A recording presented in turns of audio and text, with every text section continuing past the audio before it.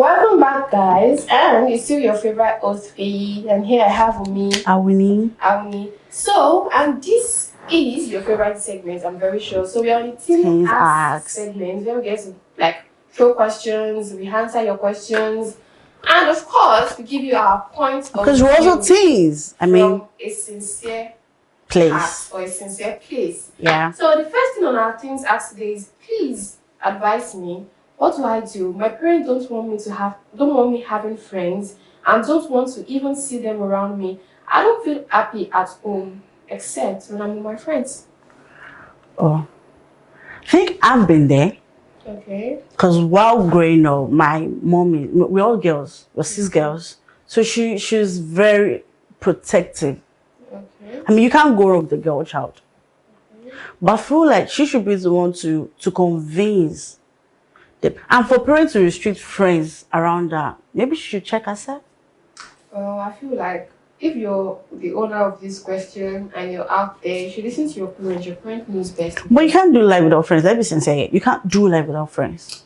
I'm putting it in a kind of way that, let me tell you, no matter how strict your parents can be, they overgrow it with time. Don't force it. Don't force it, yeah. If your parents don't want you to have friends at that certain time, they have their reasons. You can't. That's what I'm saying. So at that point, you just stay away from friends. But it's not easy. I mean, you can't do life without friends. Well, I think you can actually do. When I was in secondary school, I didn't have a friend that come visit me. I have someone like comparing secondary school till now. This is actually a thing. So we're talking about teenagers, right? Yeah. So teenagers, without being even in secondary school, like there are times you don't go to school, you need somebody's notepad. Like, oh, can I have your note? Or can you know this? Or okay, that's not friendship. That's not friendship. You can be cool with people on mutual grounds, and you don't call them friends, right? I can know you. We're cool. Anytime we see, we talk. You know that. Probably, let me put it this way, right? We're co-hosts, right? Yeah. I can meet up with you, but anytime we have things to do, we can actually talk about our life, our relationship on that spot. Still not friends. On that spot, give advices to each other. But the moment we leave that particular space, we are back to our normal lives. So that doesn't. We see each other again. That doesn't necessarily mean that you go behind my back saying things behind me, or I'll go behind your back saying things behind you. We are on mutual grounds, but we are not friends. Doesn't qualify for friends. Doesn't qualify for friendship. So are you saying he or she should listen to the parents? But the person said he's not happy. So let's put it this way. Our parent doesn't want to have a friend and they don't want to see anyone around that. There will be a reason for that. That's what I'm saying. Yes, I had a neighbor back then. Her daughter has like a quick growth. She was like, at that time she was like 14 or 13. She had a growth of a young woman. Like a growth they will pay BBL to do. That's because 14? Yes, that was her kind of body. And she has a very fine face and everything. So our parents restricted any kind of friends from her. But do you think by doing that, you are how will I put it? You are a child that will be wayward.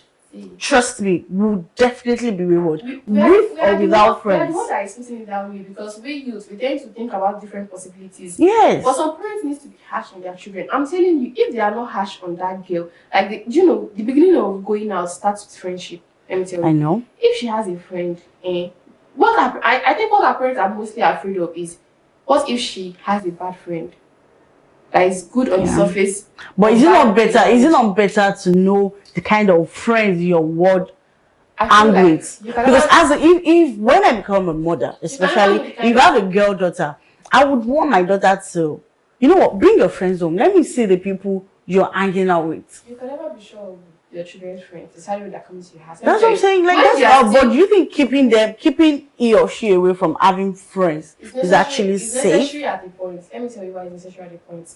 You see something, when it comes to friendship, teenagers between the age of 14 to the age of 17, they don't need to have close friends. In the sense that, but do you know they have access to internet? Hold on. You never know your friendship character until all of you are not going to your parents' house again. I know, but you say you are protecting your child from friends. If they are friends in school, they talk in school, they talk online. It's better than come and visit me. We want to go to this place together. I want to go and visit my friend. Not just some children when they're in secondary school. They'll go to their friend's house and they'll go together to visit another friend. They'll go together to visit. But do you actually know there's some teenagers that they don't even want friends to be wayward? Some are actually inbuilt. I understand. You not see those ones that are inbuilt. they appear innocent to bring people close to them. For a lady, I feel like, see, for a lady, like the lady I'm talking about, she has a very matured body and everything. Imagine her having a friend, and her friend just likes to go out, from one place to another. Her parents might look at it from this angle. If she's safe from her friend, is she safe in her friend's home? We have pedophiles these days. Yeah. Do you understand? I understand the parents' angle. They want her to be matured enough that, okay, she can tell between a bad friend and a good friend. Now she's just in her hormonal phase. That's what I see it as. In that teenager hormonal phase when everything feels right to you. At a point in time, if she start angry, what if her friend is the kind of person that like short dresses and her parents at home feels like, oh. But I feel like as a parent, you should train your child. Exactly. In a way you want he or she to be. But keeping friends away. I don't think it is. When your children, they are in the hormonal stage, keep them away from friends. Because during the hormonal stage, their own training is at the back of their head. But do you know children like that might end up being a cycle? Because keeping them away from friends, just those, like, you need interaction with people. Let me tell you. You can't wake up every day and like you're seeing your parents' faces all the time. You're not mingling with people. I love how our parents trained us in our own time. I mean, it's fair enough, but this person has access to internet. See, you cannot be bored when you have access to internet. That's what I'm saying. You don't even need friends to go wayward when you have access to internet. So a child like that, you say, she shouldn't go out, she shouldn't meet friends. I get your point, but this internet we are talking about too, if you see a child, a teenager, her parents can have access to her phone, they can check her phone. Are you sure? No. Yes. I feel like I have a niece. I have a niece. I think the age should be there about like 14, 15. I collected the phone one day to just like go through it. You need to see the amount of nudity I saw. That's because our parents are not doing the job well. It says that when I was 13, going up to 16, right? My mommy and my daddy, they literally check my phone every day. I had my first one when I was on 11. That was when I had the phone of my own. That was on 11. I had my phone on 11. Bet is with me.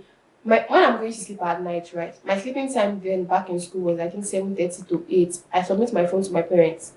They check my phone. I feel like there's a way to be harsh on children and at the same time still be nice to them. But in my own point of view, I feel like no matter how harsh or how lenient you are with kids, they'll still do what they need to do. And that's the scary part. They will still do what they want to do. So it's better to know.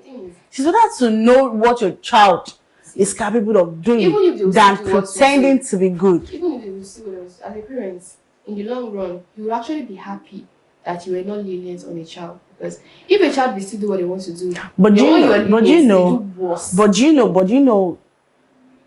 when you look at it, teenagers that comes from strict parents tend to be more wayward. I don't think so.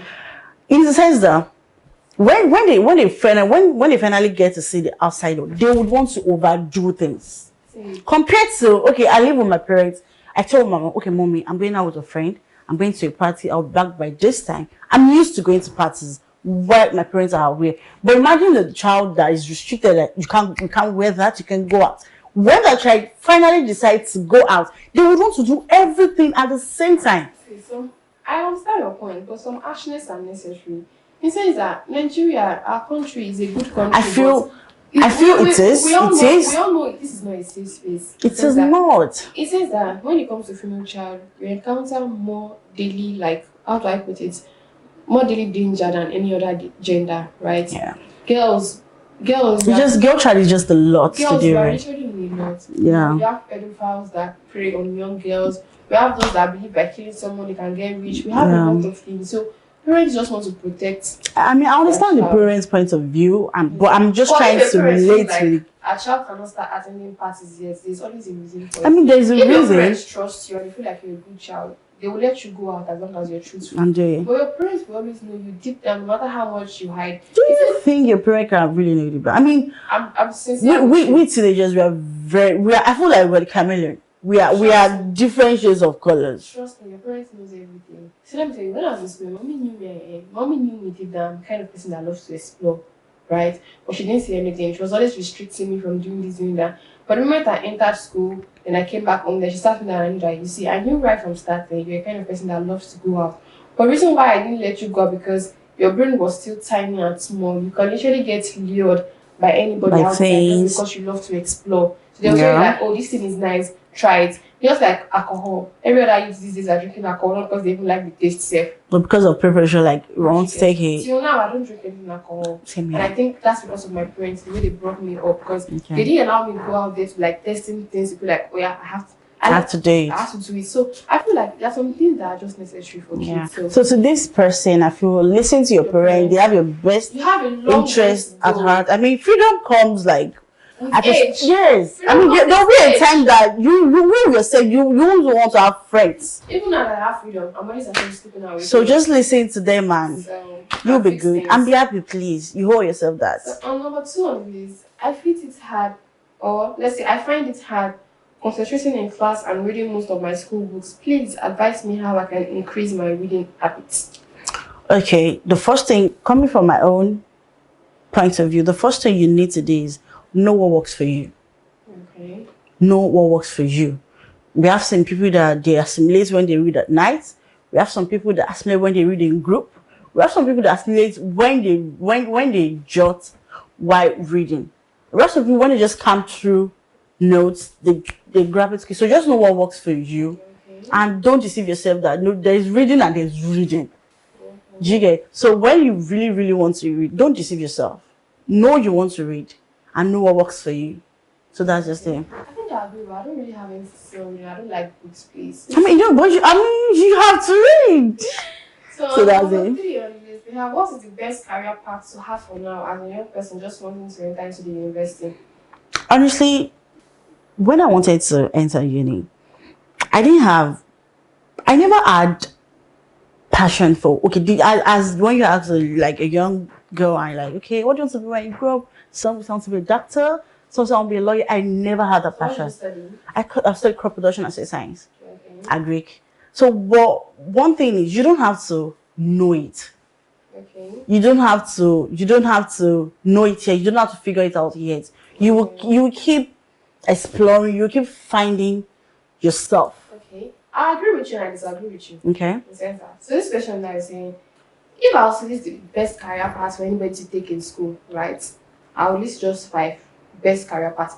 Best career paths, not because you have to like it, but that's because that's what you need to survive in our recent economy. And what are the results? Let's start from the management line where we enter the science line. Okay. So if you're a commercial student and you're going to the university, there are just 2 best things to study in school. So that you study accounting, or you study banking and finance, or you study taxation. In the sense that when you study these 3 things, when you're done with university, there is no how. As long as your result is manageable and you still see where to fit in. There's no how you will not see where to fit in. And God be the glory, we have professional courses for accounting. If you do ICANN with your BFN or your taxation, you're going places. Do you understand what I mean? That's from management line. Okay. We have unnecessary courses in the management line that at the end of the day, even if you study them, people are left like, okay, what do you study? Oh no, that's not. But these 3 courses, you don't have to like them, right? You have to force yourself to know them because they will make you. But do you think it's advisable going for a course that you spend 4 or 5 years and you don't like that course? You might have difficulties passing that course. Let me tell you one thing about we youths. Even if you want to study something, you love it from your heart. That thing you want to study, all courses you will take in the university doesn't comprise of that thing that you really like. It comprises of different levels. So let me tell you, if I have passion for, let's say, insurance now, you know, I will not completely study insurance in school. I might be offering 13 courses under insurance for first semester, and 10 of those courses are coming from accounting departments. I don't even like. That's true. Do you understand? Yes. They are coming from the accounts department. So I feel like these 3 courses, as a management student, is the courses you need to survive out there. Okay. Look at all companies. What companies can do without accountants? What company can do without a tax person? What company can do without like all these 3 major things, or a bank or banking and finance person? It's very crucial. Even in the local governments, they make use of these people also. Yeah. So what you need as a student is think about a course that will let you survive in the outside world. Not a course that will suit you because you feel like, oh, this is what I really love. You will learn to love it. I know somebody that was in my school and he was in 400 level engineering. But he took another jump and went back to the level to start studying medicine. And mind you, he is already 26 as of that time. Do you think that person, because when I asked him, why did you do this? He was like, oh, you never had passion for engineering. Knowing fully well that engineering is a good paying job. That's it. That kind of person now, people should not take that kind of person as their role model. Because when in sense that... But do you think it's wrong to go for what you want? See, what I'm saying is that the example you made now, the person is too over financial stable. So it's not part of the list because you cannot be financially broke and everything and you manage to study a course that you used to see money out there and you still go back and start from 100 level. Medicine and engineering, they're a very good course to make money out there. So in the first place, you should have chosen one.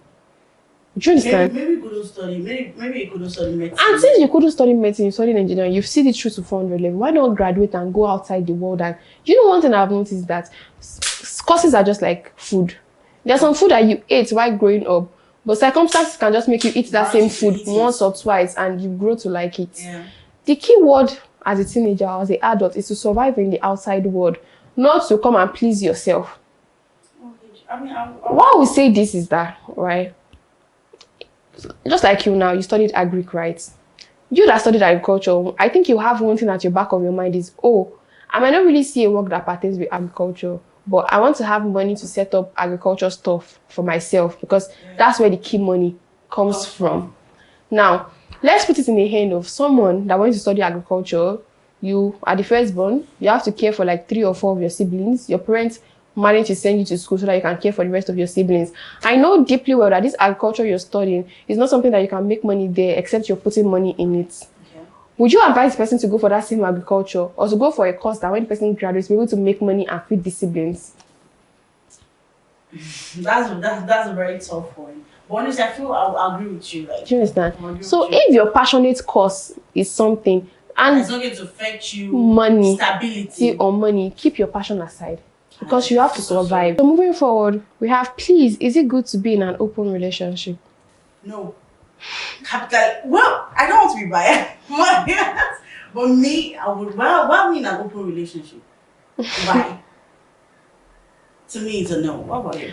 So for me, an open relationship simply means that you're dating your partner, but your partner has the right to date someone else, and you have the right to date.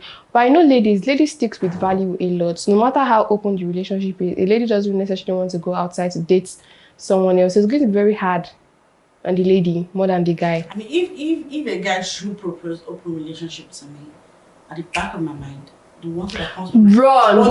Don't stay, just go. He doesn't want you. It's not beneficial to you in any way. Why would you? Because I feel if I'm your partner, the one thing is you don't want to share me with anybody. Right. So and I don't want to share it too. So why are we in an open relationship? Just go. Don't let me guys like. But I feel like ladies are lover girls now. They just tend to settle for anything that will make them have that person in their life. When they say settle for less, it's not like open relationship. No. Because open relationship means you are validating that when you walk into your partner's house and you meet a lady, you can't be angry. You can't be pissed. You have to smile and serve the lady food. If a guy should tell you let's do open relationship, that means he wants to cheat openly. Like I'm not a fan. No, it's a no. Except you're a very nonchalant girl, though. Even if I'm nonchalant, open relationship. I mean, there's different parts where it's cheating. I don't know about it. Well, yes, but you're bringing it to my face. Like, I want to cheat on you. So if you're in an open relationship out there, quit and do better for yourself. You've done better. So on number 5, we have: is it okay to want to be a content creator, like a full content creator, after finishing secondary school? I mean, when you look at it, people are making it with content creating. But that's not the point. The point is content creators are portraying it for us like they get money from there and it's much easy. Not all content creators get money from their content. Do you know that? Some people do content for passion. And content creating, you don't go viral with just 1 month. It might take 2 years. And at the same time, it might take 2 years. It might take 3 months also. So content creating is not something, it will even cost you money to create content. But I just feel like, what content? So content creating should be like a side passion. Are you taking something out of the, okay, you don't want the person to do content creating as a full-time job? Yes, it should be. See, when it comes to content creating, most people that are creating content out there, it was a partial job for them, like a partial hobby. They had their lives, they go to school, they had work, some are like, and they are serving the country. You get, when content creating is like a part-time job for you, you have your life in order. It will come in place as time goes on. As a content creator, or have something that you're doing. As a secondary school girl that wants to be a full-time content creator after secondary school, it's not advisable. Okay.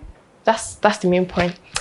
So guys, you guys have heard from us and we've given you our opinion, and sadly we've come to the end of this segment, and I still remain your favorite girl, Faye, and here we have me, Awuni. Thank you guys.